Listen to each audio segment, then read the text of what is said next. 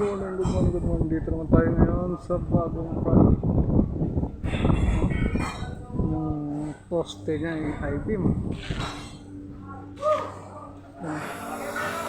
May kalakihan na bahay din to. Puro I-beam. Dito kami sa second floor.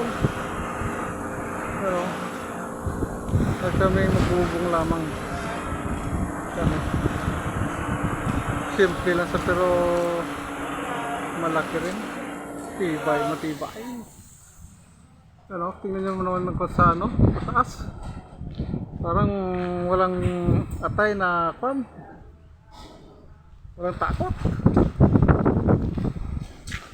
Yung dito sa kabila, kami dating gumawa nito.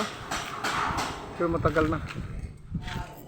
Yan ang sa kabila, kami rin dating gumawa nito. Malaki oh. Wow.